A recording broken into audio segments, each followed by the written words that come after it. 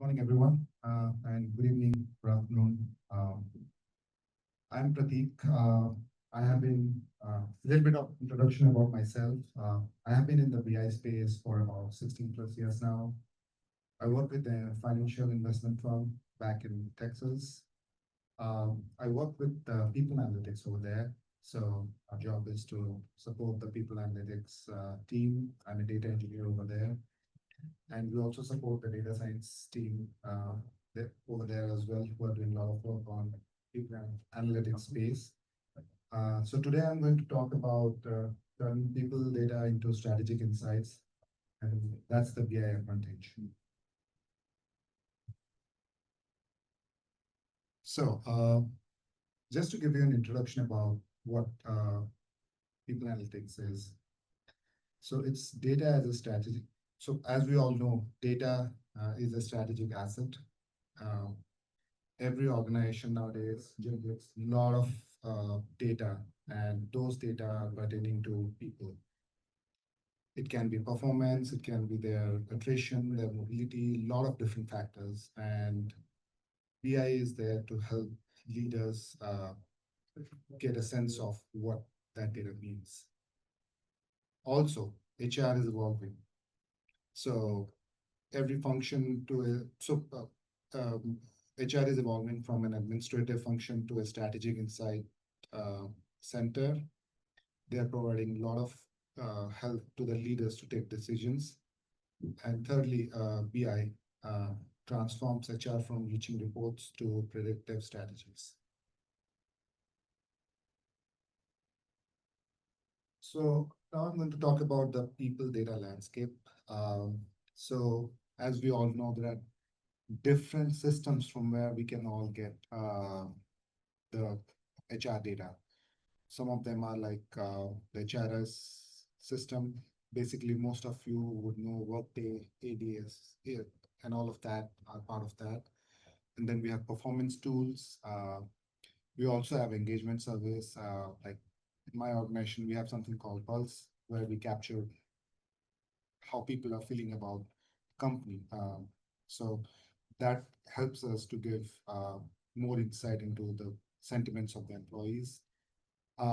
Similarly, we have payroll, benefits, and a lot of other places where data is getting generated. Now, the data types are also structured, semi-structured, and unstructured. As you can see over here, it's spreading across different types. So that's the biggest challenge, how to get all of that into a single space and make quantitative and analytical way of getting the data and get reports out of it. Now, why does people data matter? Now, as most of us would know, nowadays companies, they believe like talent acquisition. So people believe like people are the biggest asset for the company. It's not like just other the real estate space and all of that, but people also are the asset. So one of the biggest point is it enhances talent acquisition, which helps better hiring process and reduce the hire time. It also reduces cost. Second thing is it improves retention. So we do a lot of analysis on attrition rates and figure out why employees are leaving. So there are surveys which are filled by associates while they leave, and that gives us a lot of insight on what was the reason they are leaving. It also boosts DEI, which is basically diversity and inclusion. That's a big factor nowadays in all the organizations. So we want to stay in line with that and move ahead and make sure the associate pool is like diversified, and then links people to performance. So HR metrics can directly correlate with the business KPIs like sales growth, innovation rate, and customer satisfaction. Now I'm going to talk about defining business intelligence. So basically, BI is a framework of technologies and processes that collate that collect, integrate, analyze, and visualize data for decision making. So the goal and the end product is helping leaders make better decisions, and that they can do only by looking at good reports. The core components are data warehousing, data lakes, ETL, and ELT processes, dashboards, reports, and analytics model. Another new initiative that currently is going in is called Graph Database. I'm not sure if some of some of you might have heard, but that helps a lot into getting like a graphical representation of a lot of different factors like associate tying up with skills and all of that. And the most popular tools are Power BI, Tableau, ClickSense, Looker, SAP Analytics Cloud, and Snowflake. So some of them are visualization tools, some of them are data warehouses, some of them are like just data lakes, so things like that. So BI advantages in HR. So what it does, it gives real-time insights. So leaders can log in, just look at the numbers and make a sense out of it. So for example, like headcounts, PTOs, and mobility trends. It also helps in the BI also helps HR connect data with business performance metrics, for example, linking engagement to employee retention. It also helps them take informed decisions for the leaders, which is basically data-driven decisions rather than doing random decisions. I can give you a very good example. So everyone knows, like in COVID, after COVID, people started coming back to office, and the leaders wanted everyone to be in office. But unfortunately, during COVID, hiring was on a spree. So my organization almost hired like thousands of employees, and they didn't realize we didn't have enough space. What happened is for the next 5 to 6 months, employees were finding it hard to get seats to sit in and then get parking spaces. And that happened because there was no process to get that information in and let the leaders know, okay, we have that there and this might be an issue. So slowly we understood from that problem, and then we built a model and a BI report and BI reports around it, which they could look at and now figure out like, okay, our occupancy is this much and we cannot go over that. So those are some of the things that BI is helping out now. And lastly, efficiency. Automated reports save hundreds of hours otherwise spent compiling manual spreadsheets. So data to insight journey. So how it works. So first is data collection. As you know, there are a lot of HR systems and we need to collect that data. It's structured, semi-structured, and non-structured. So we need to collect that and put it into one space. After that, cleaning the data is the second priority. We have to apply all the business rules and logics that we have over there. Then data integration, where we consolidate the data into a centralized system or cloud warehouses like Snowflake. And then analysis and visualization, which is the end product, where we build the dashboards for the leaderships to look at it, even for the operational teams as well. Insight to action is like converting findings into actionable HR initiatives, such as policy changes or training programs, and that they do using these dashboards. Now the text, what are the technology stack for people analytics? So core HR platforms like Workday, ADP, Qualtrics. Qualtrics is again a survey gathering like website, and that's used. SAP SuccessFactors, Oracle HCM Cloud. BI tools are like Power BI, Tableau, Looker. These are all visualization tools. Data infrastructure is mostly nowadays companies are moving towards cloud. So Snowflake is one of the biggest data lake that company which is being used. Similarly, Azure and Google BigQuery, and automation tools, APIs, and integrating softwares for seamless data flow. Now, what are the key metrics in people analytics? One is attrition, retention, and mobility rate. The second is net promoter score, which is basically telling you if the associates, uh, so a higher score on NPS says that the associates are happy and they are probably going to refer the company to their friends and help in getting in more talent in. Time to hire, quality of hire, training, ROI, and performance improvements. Integrating BI with HR strategy. BI links HR metrics directly to corporate goals, aligning people initiatives with profit and performance. Example is tracking how leadership development programs affect innovation rates or customer satisfaction.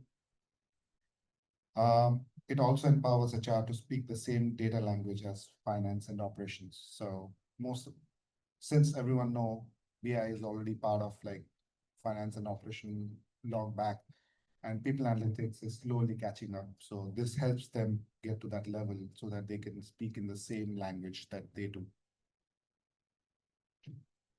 Now, what are the common challenges that we face? One is data quality. As you know, as I said earlier, we have different ways, structured, semi-structured, and unstructured data. So you have to spend enough time to get a data governance and validation routines to consolidate that data. Integration barriers. There are different APIs, and we need to create a process to ingest that data into our system. And that is one big challenge as well. Again, privacy concerns, as we discussed earlier, associates, they have privacy concerns, and we need to make sure we tackle that as well. And adoption resistance. A lot of the senior leaderships in the HR space, they do not have a background on data analytics.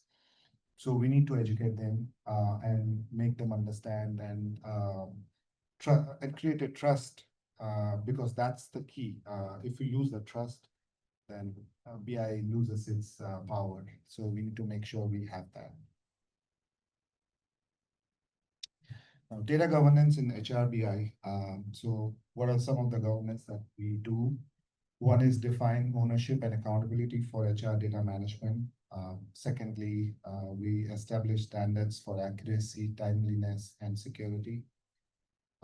We also focus on compliance with privacy laws like GDPR, CCPA, and HIPAA, and promotes ethical, transparent data use within the organization.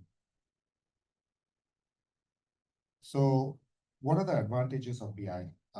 BI transfers HR from transactional to strategic decisions.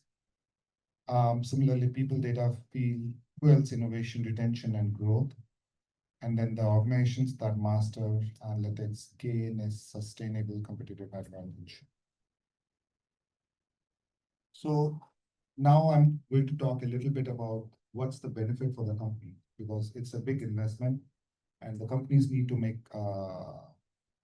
get, need to gain something out of it. Otherwise, they won't feel the need of it. So basically, BI helps in cost saving because it reduces the recruitment cost via improved retention, efficiency gain, automation reduces manual reporting workload, engagement ROI, which is engaged employee deliver high productivity and innovation. Finally, better forecasting leads to smarter workforce investment.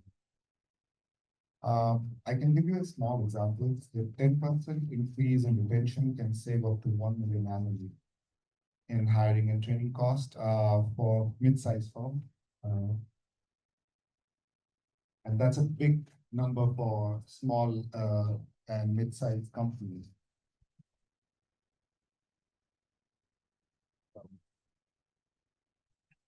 Oh, you can take it on.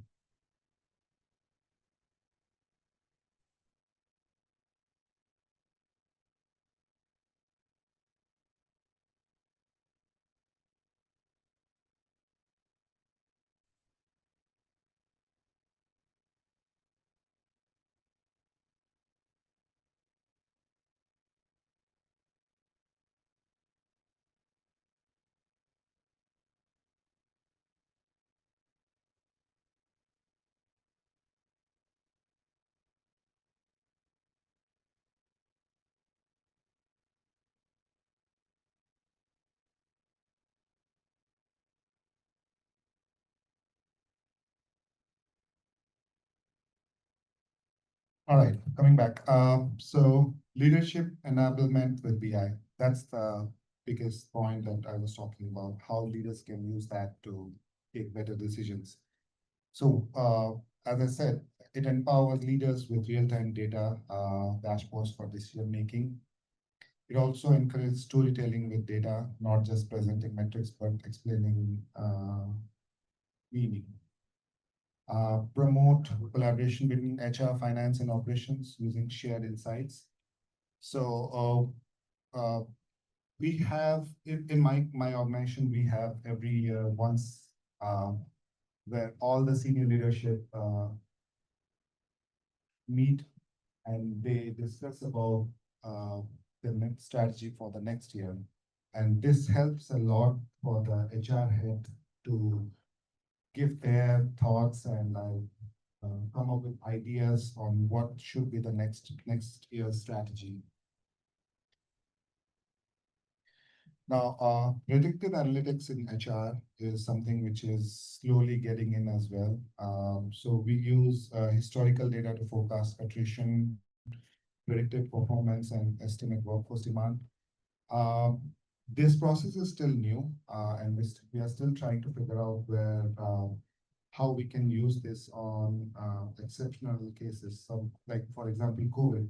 During COVID, attrition rates were high, and it was purely impossible to figure out how the attrition is going to be next month.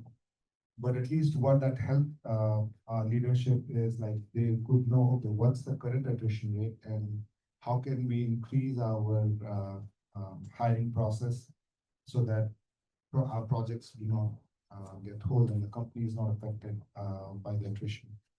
Similarly, it identifies skill gaps and prepares succession pipelines. And it also, and machine learning models analyze patterns like engagement scores, PTOs to flag risk areas. Now, what is the future trends in HRBI? So AI ML integration, that's one of the big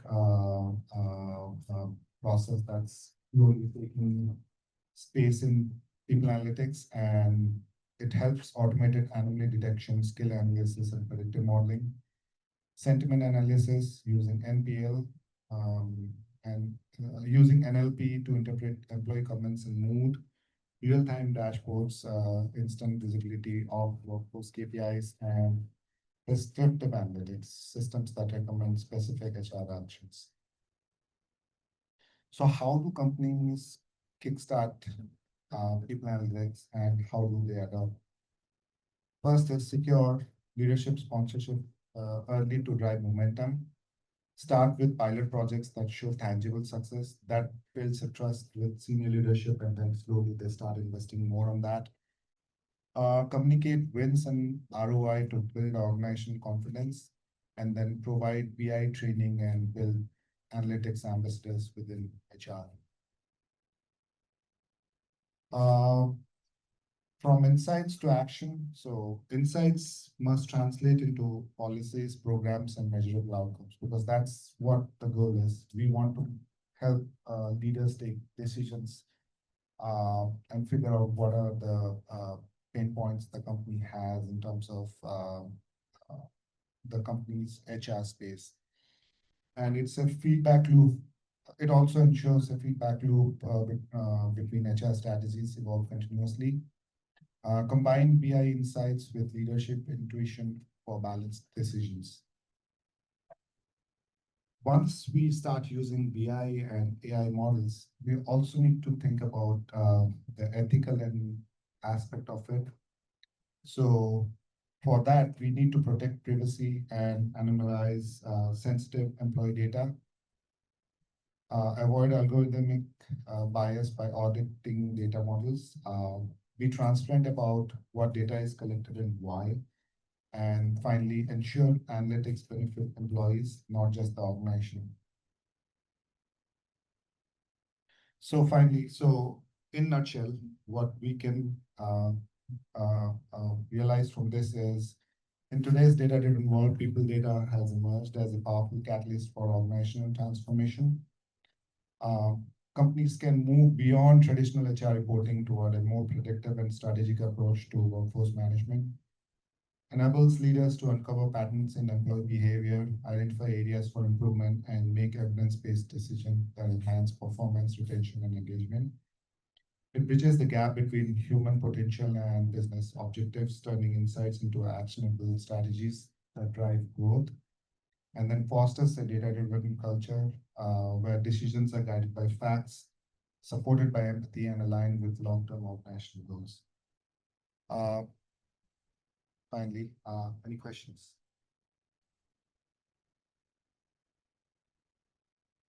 Go ahead. And should correlate HR metrics with KPI, right? And we will say that metrics is relevant employees and I think uncomfortable. Can you please repeat that? Sorry, I'm not. You mentioned that HR metrics include some evidence of employees to show that they are happy or unhappy about Right. the other jobs. Right. And my question is that what about there is a conflict? There is a division between the HR metrics, KPI, and the company. That's the thing, right? So let's say, so the goal of the surveys that we do for associates is to get us feedback from them, how the company is doing. Are the strategies, the decisions that we as a company are taking are in line with their expectation. So wherever we feel and we get that input from associates, although those associates, they are like we don't know who is giving those feedback, we still get that information. And our goal is to pass that along to the leadership. So for example, I can give you a very good example. So initially when the company initiated coming back to office, people were not happy and they shared that in the surveys. And we took that up with the leadership team, and then they realized, okay, people are not happy with it. And that's the biggest like wrong sentiment that they have. So what can we do about it? So originally the goal was to make it like a whole 4-week cycle. But then after getting the feedback, they made sure it's like every alternative week. So it's not that we can completely change the decisions, and because that may not be beneficial for the company as a whole, but that help the leaders to come up with a balanced approach which would make everyone happy without impacting the company's overall performance and associate sentiments. So that's what we do. So we bridge that gap. So that's how we figure out. There's not a right answer, there's not a wrong answer, but it's coming up with a balanced answer to get that solved.